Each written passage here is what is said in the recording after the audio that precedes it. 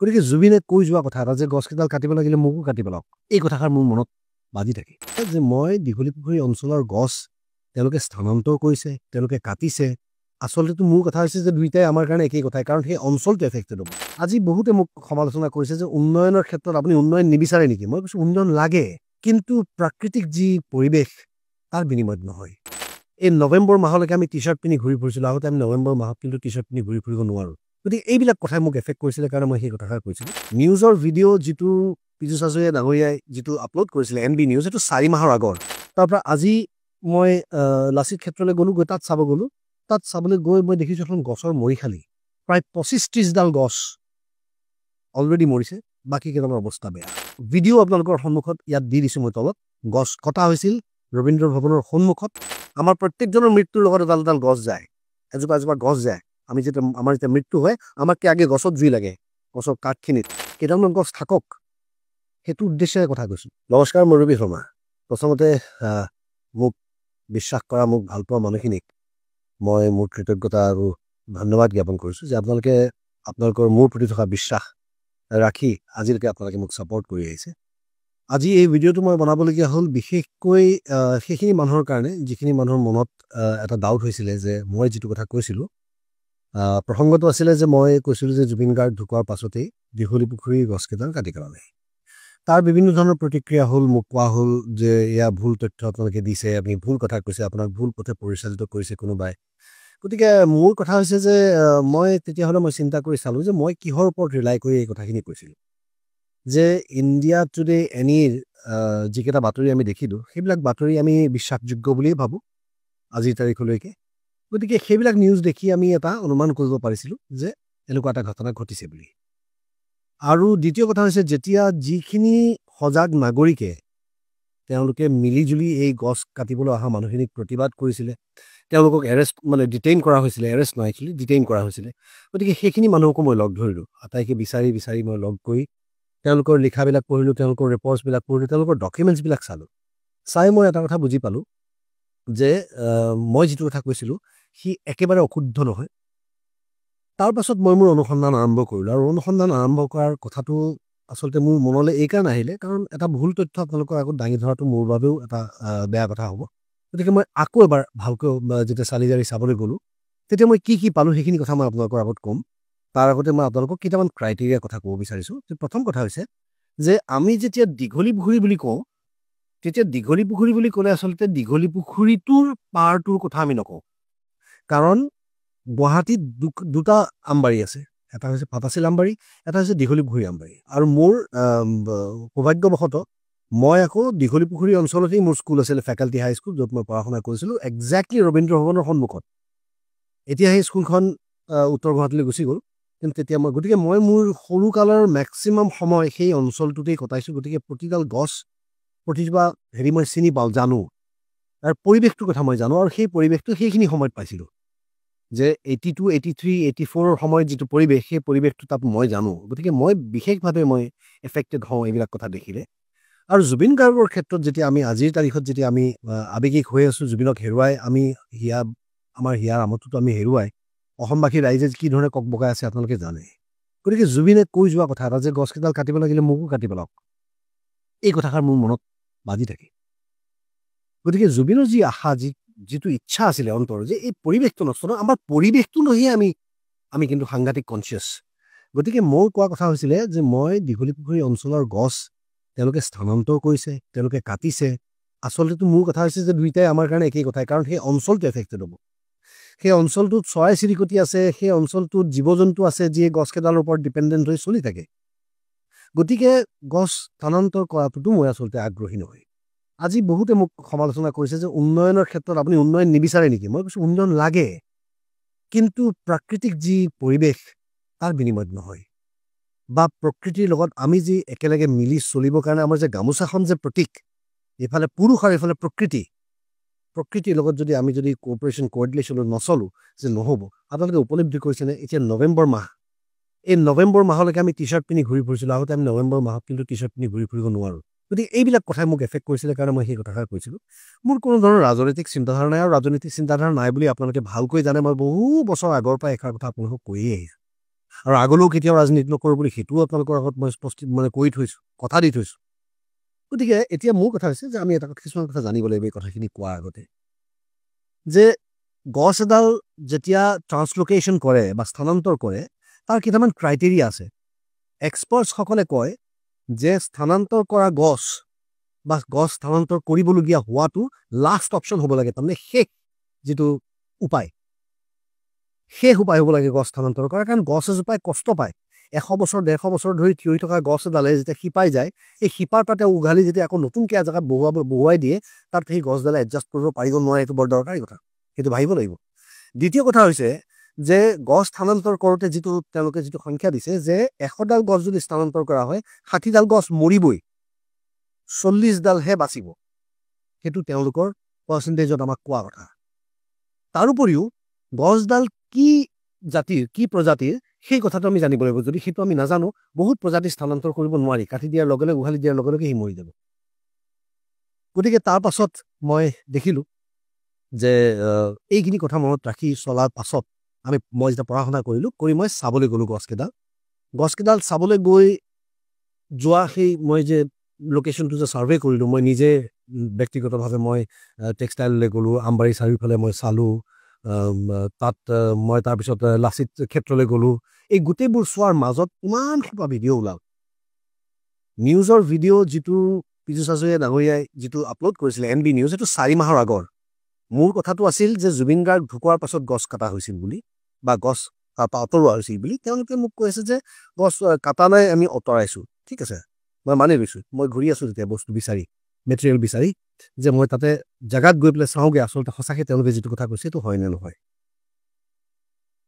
তাৰপাছত মই দেখিলোঁ যে ভিডিঅ'জ আহিলে, মোৰলৈ ভিডিঅ'জ অহা আৰম্ভ হ'ল। বিভিন্ন স্থানীয় লোক, বিভিন্ন মানুহ য'ৰ ত'ৰ পৰা আহিছে। মোক ভাল পোৱা মানুহে চবেই ভিডিঅ' পঠোৱা হ'ল। মই ভিডিঅ'ত গছ কটা ভিডিঅ' পালোঁ। তেতিয়া মোৰ কিউৰিয়চিটিটো আৰু বাঢ়ি গ'ল। যেতিয়া মই নিউজ পাই থাকিলোঁ, বিভিন্ন নিউজ চেনেলে নিউজ কৰিলে, বিভিন্ন মানুহে গৈ গৈ বাইক ৰখাই ৰখাই নিউজ কৰিছে, এয়া চাওক গছবোৰ চব ভালে আছে। এতিয়া মই যদি আপোনালোকক কওঁ যে এয়া চাওক গছবোৰ চব ভালে আছে, একেডাল গছ হয় নে নহয়, এইটো বৰ দৰকাৰী কথা নহয় জানো। গতিকে এইকেইডাল গছ হয় নহয় চাব লাগিব। এইকেইডাল গছ, যিকেইডাল গছ স্থানান্তৰ কৰে তেওঁলোকৰ হেল্থ কেনে আছে। তেওঁলোকে ক'লে যে ইয়াতে নতুনকৈ নতুন পাত ওলাইছে।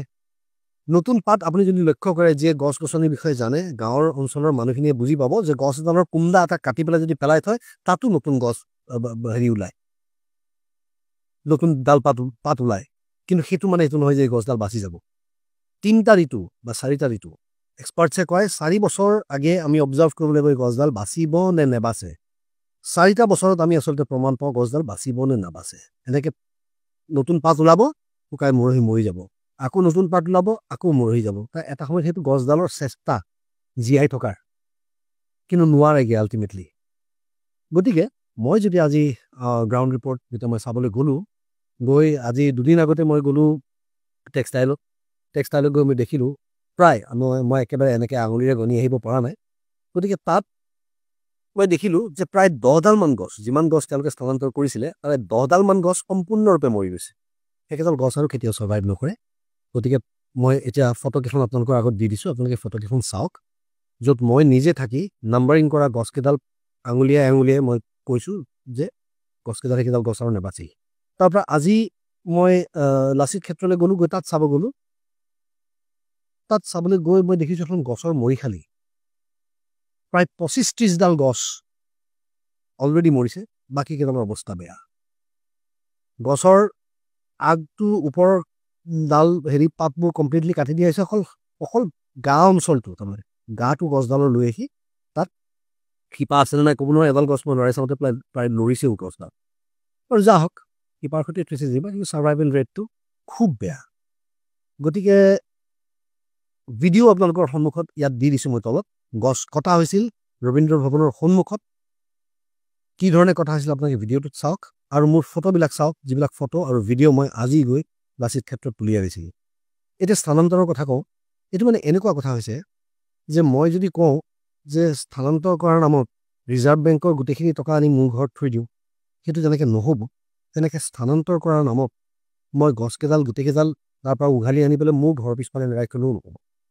গছকেইডাল তাতেই থাকিব লাগিব য'ত গছকেইডাল আছিল য'ত গছকেইডালে 100 বছৰ কটাইছে 150 বছৰ কটাইছে 50 বছৰ কটাইছে সেই গছকেইডাল তাতেই থাকিব লাগিব গতিকে দীঘলী পুখুৰী মানে আমি অকল দীঘলী পুখুৰীটোৰ কথা সেই পাৰ্কখন বুজি নাপাওঁ দীঘলী পুখুৰী আমি বুজি পাওঁ গোটেই ইক'চিষ্টেমটো গতিকে আজি যে তেওঁলোকে দুইফালে ৰাস্তা বহলাবলৈ যে বহলাইছে তাৰ পাছত যদি ট্ৰাফিক পুলিচ ষ্ট্ৰিক্ট হয় যদি প্ৰশাসন ষ্ট্ৰিক্ট হয় পাৰ্কিং এফালে দিয়ে যিবোৰ বিজনেছ প্ৰতিষ্ঠান আছে সেইবিলাকত যদি পাৰ্কিঙৰ কাৰণে যদি গভৰ্ণমেণ্টে যদি কয় তেতিয়াহ'লে মই ভাবোঁ অলৰেডি তাত যান জঁট নহ'ব আৰু অলপ যান জঁট হওকেইচোন যান জঁট হওক কিন্তু অন্ততঃ পৰিৱেশটোতো সুৰক্ষিত হৈ থাকক আমি আমাৰ ল'ৰা ছোৱালীক কি দি থৈ যাম আমাৰ প্ৰত্যেকজনৰ মৃত্যুৰ লগত এডাল এডাল গছ যায় এজোপা এজোপা গছ যায় আমি যেতিয়া আমাৰ যেতিয়া মৃত্যু হয় আমাতকৈ আগে গছত জুই লাগে গছৰ কাঠখিনিত কেইটামান গছ থাকক সেইটো উদ্দেশ্যৰে কথা কৈছোঁ গতিকে মোৰ ইয়াতে কোনো ধৰণৰ ৰাজনৈতিক চিন্তাধাৰা নাই গতিকে সেই কথাষাৰ আপোনালোকে জানে ভালকৈ আৰু মই ৰাজনীতি কৰা মানুহ নহয় আৰু ৰাজনীতি কৰিব লাগিলে মই পৰোক্ষভাৱে মোৰ পৰিবাৰক এটা দল সংগঠনত সোমোৱাই দি পেলাই তেওঁ থ্ৰু দি ৰাজনীতি কৰাতকৈ মই নিজে ৰাজনীতিত প্ৰত্যক্ষভাৱে সোমাব পাৰোঁ কিন্তু মই সেইটো কাম কৰা নাই আৰু নকৰোঁ আগলৈও কেতিয়াও নকৰোঁ আপোনালোকে আজিৰ তাৰিখত আকৌ কথা দিলোঁ গতিকে মই চৰকাৰখনক অনুৰোধ জনাম যে এনেকুৱা ক্ষুদ্ৰ ক্ষুদ্ৰ কথাত মোৰ লগত লাগি থকাতকৈ আপোনালোকৰ কৰিবলগীয়া বহুত কাম আছে সমাজখনৰ উন্নয়নৰ কাম আছে সমাজখনৰ বাবে কৰিবলগীয়া আপোনাৰ ঢেৰ কাম আছে মূল্য বৃদ্ধিৰ বিপক্ষে আপোনালোকে যুঁজ দিবলৈ আছে আপোনালোকে অংক কৰিবলৈ আছে কথা পাতিবলৈ আছে গতিকে সেইবিলাক কাম আপোনালোকে কৰক মোৰ পিছত লাগি থাকি সেই আপোনালোকৰ বহুমূলীয়া সময় অপচয় নকৰিব মই বৰ সাধাৰণ মানুহ মই এজন সাধাৰণ অভিনেতা আৰু মই ৰাইজৰ পক্ষত থিয় হোৱা মানুহ যিটো সদায় ৰাইজৰ লগতেই থাকিম বুলি আজি পুনৰবাৰ আকৌ কথা দিলোঁ আৰু ৰাইজসকলকো কৈছোঁ যে মই এটা পোষ্ট দিছিলোঁ আজি বহুত দিন আগতে ফেচবুকত ৰঙা হেৰিৰ মাজত বগা আখৰেৰে লিখা যে ইছ্যুবোৰ ফালৰি কটাই নিবলৈ বহুত চেষ্টা কৰা হ'ব এতিয়াও সাৰে আছোঁ মই গতিকে আজিও আপোনালোকক কৈছোঁ এতিয়াও সাৰে আছোঁ আৰু মই সাৰে থাকিম যিদিনাখনলৈকে জুবিন গাৰ্গৰ গোটেই ইনভেষ্টিগেশ্যন প্ৰক্ৰিয়াটো সুন্দৰকৈ পাৰ হৈ নাযায় আমি সঠিক উত্তৰ যেতিয়ালৈকে নাপাওঁ আৰু যেতিয়ালৈকে এটা ফেয়াৰ ট্ৰায়েলৰ মাধ্যমেৰে যিখিনি দোষী তেওঁলোকৰ শাস্তি নলয় গতিকে মই আছোঁ আপোনালোকৰ লগত আপোনালোক মোৰ লগত থাকিব বুলি মই আশাবাদী আৰু এইখিনিতে মই আৰু এটা কথা জনাই থব বিচাৰিছোঁ যে এইকেইদিনৰ ভিতৰতে ভালকৈ অলপ সময় লৈ এটা টক শ্ব' মই এৰেঞ্জ কৰিম য'ত মই আপোনালোকক আৰু বহুত কথা সদৰি কৰিম গতিকে তেতিয়ালৈকে কেৱল এইমাত্ৰ এতিয়া এই ক্ষেত্ৰত মই আই ৰেষ্ট মাই কেছ আৰু মই এইটোৰ বিষয়ে আৰু কেতিয়াও একো কথা নকওঁ যে গছ তাত কটা হৈছিল মোৰ দৃষ্টিত এজন নাগৰিক হিচাপে মোৰ দৃষ্টিত কটা হৈছিল আৰু যিখিনি গছ স্থানান্তৰ কৰা হৈছে তাৰে বেছিভাগ সৰহ সংখ্যক গছৰ স্বাস্থ্য ভাল নহয় ইয়াৰ বিষয়ে আৰু যদি মোক কোনোবাই খুচিও থাকে মই আৰু কোনো ধৰণৰ প্ৰতিক্ৰিয়া নিদিওঁ বাকী প্ৰকৃতি সংৰক্ষণৰ কাৰণে যিটো কৰিব লাগে সেইটো মই কৰিম আৰু বিজেপিয়ে এইটো কথা ভাবিব নালাগে যে মই বিজেপি বিৰোধিতা কৰোঁ মই প্ৰত্যেকটা মানুহে যিয়ে বেয়া কাম কৰিব তেওঁৰ বিপক্ষে মাতিমেই আৰু বিজেপিও যদি ভাল কাম কৰে তাকো তেওঁলোকক কিন্তু প্ৰশংসা কৰি কথা ক'ম গতিকে মই হৈছোঁ সেই ধৰণৰ এটা মানুহ আৰু দ্বিতীয় কথা মই ক'ব বিচাৰিছোঁ যে আজি বহুত ধৰণৰ প্ৰশ্ন উত্থাপন হৈছে যে অমুকে মাটি দখল কৰিছে তেতিয়া ৰবি শৰ্মা ক'ত গৈছিলে তেতিয়া তেওঁ কিয় মাত মাতা নাছিলে অমুকে হেৰি কৰিছিলে তাত ৰবি শৰ্মাই কিয় মাত মাতা নাছিল সেই প্ৰশ্নটোৰ উত্তৰ হিচাপে মই কেৱল আপোনালোকক ক'ব বিচাৰিছোঁ যে সেইটো আমি ব্যক্তিগতভাৱে আমাৰ নিজৰ ঘৰ সংসাৰ চলোৱা কামটো বাদ দি আমি কৰিব নোৱাৰোঁ কাৰণেই আমি এখন চৰকাৰ গঠন কৰোঁ আমি এটা গভৰ্ণমেণ্ট চুজ কৰোঁ আমি ভোট দিওঁ ইলেক্ট কৰোঁ কিন্তু যেতিয়া ৰক্ষকেই ভক্ষক হয় তেতিয়া আমি মাত দিবলৈ বাধ্য হওঁ গতিকে প্ৰত্যেকটা কথাত মাত দিয়াটো মোৰ কাম নহয় এইটো চৰকাৰখনৰ কাম চৰকাৰখনে কৰিব কিন্তু চৰকাৰ যেতিয়া ব্যৰ্থ হ'ব চৰকাৰে যেতিয়া কাম কৰোঁতে যেতিয়া গাফিলতি কৰিব সেইটো আঙুলিয়াই দিয়াটো কিন্তু এজন নাগৰিক হিচাপে মোৰ দায়িত্ব সেই দায়িত্ব মই আজীৱন কৰি যাম গতিকে আকৌ এবাৰ কৈছোঁ পাহৰি নাযাব ভাগৰি নপৰিব জুবিন গাৰ্গৰ প্ৰতি আমাক ন্যায়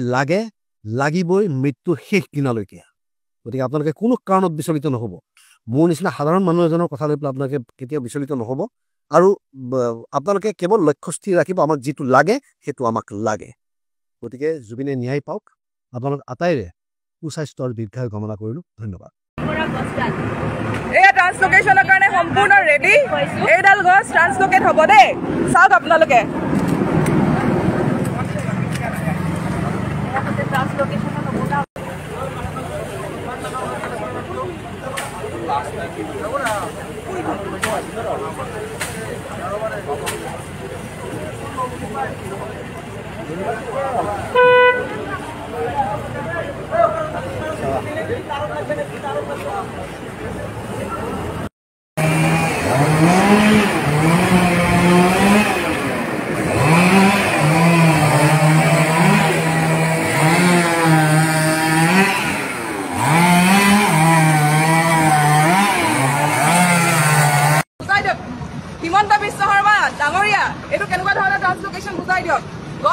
লফঙা কৰি চেছ কৰি পেলালে গুৰি নাই এইটো লোৱাচোন ভালকে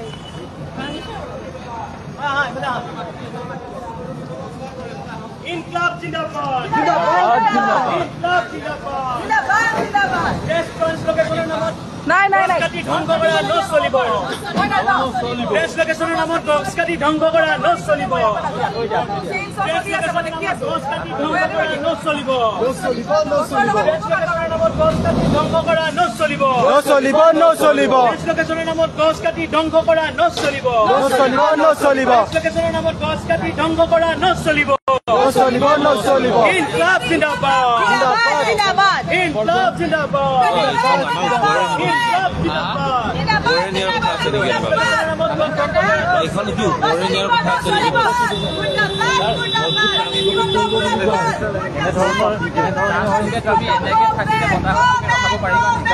বতাহত পৰা গছ নেকি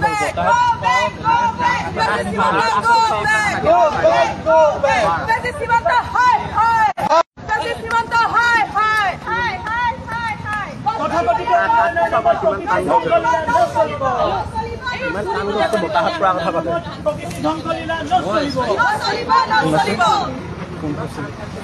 ফোনটো দিয়া না ফোনটো দিয়া তোমাৰ ফোনটো দিয়া না পটকে ফ্লেছ লাইটটো আছে যদি হৈ যাব এয়া চোৱা ট্ৰান্সলোকেশ্যনত য'ত গছৰ শিপাই নাই গছৰ গুৰিয়ে নাই তেনেকুৱা ধৰণৰ ট্ৰান্সলোকেশ্যন আৰু তেওঁলোক ইমান চতুৰ আৰ কৰি পেলাই এইটো পৰ্চন ৰাখিছে যাতে মানুহে দেখি নাপাওক তাহাঁতি দেখি নাপাবলৈ কাৰণে আৰ কৰি ৰাখিছে এই পাৰ্টিকুলাৰ পৰ্চনটো তেওঁলোকে এই পাৰ্টিকুলাৰ পৰ্চনটো আৰ কৰি ৰাখিছে যাতে আমি দেখি নাপাওঁ আৰু তেওঁলোকে ট্ৰান্সলোকেশ্যন বুলি কৈ আছে শিপা নোহোৱা গছৰ কি ট্ৰান্সলোকেশ্যন কৰিব কাটি লফঙা কৰা ঠিক গছৰ কি ট্ৰান্সলোকেশ্যন কৰিব মোক তাৰ উত্তৰ লাগে হিমন্ত বিশ্ব শৰ্মা এজন ফেচিষ্ট হৈ সেয়া প্ৰমাণ কৰিছে সাধাৰণ জনতাৰ কথাটো তেওঁ নুশুনে তাৰ ওপৰত তেওঁ কোৰ্টৰ ৰায়দানৰ অৱমাননা কৰিছে হিমন্ত বিশ্ব শৰ্মা এজন ফেচিষ্ট হয় আৰু অসমত তেওঁক আমি সহ্য নকৰোঁ হিমন্ত বিশ্ব শৰ্মাই সোনকালে পদত্যাগ কৰিব লাগে আমি দাবী কৰিছোঁ আৰু তাৰ লগে লগে হিমন্ত বিশ্ব শৰ্মাৰ যে কথা কোনো ভেলিউ নাই তেওঁ আজি ছমাহ আগতে আমাৰ যে প্ৰতিবাদ চলি আছিলে এই প্ৰতিবাদ চলিব 500 মিটাৰ দূৰত্বত আহি তেওঁ কৈ থৈ গৈছিল যে এজোপা গছ কটা নাযায় তেওঁ কৈছিলে যে লক্ষ্মীনাথ বেজবৰুৱাৰ মূৰ্তি স্থানান্তৰ কৰা নহয় তেওঁৰ কথাৰ কোনো ধৰণৰ ভেলিউ নাই মুখ্যমন্ত্ৰী পদৰ কোনো মৰ্যাদা নোহোৱা কৰিছে এনেকুৱা এজন মানুহক আমি আৰু অসমত নিবিচাৰোঁ অসমত হিমন্ত বিশ্ব শৰ্মাৰ ফেচিবাদ নচলিব অসমত কেৱল গণতন্ত্ৰ চলিব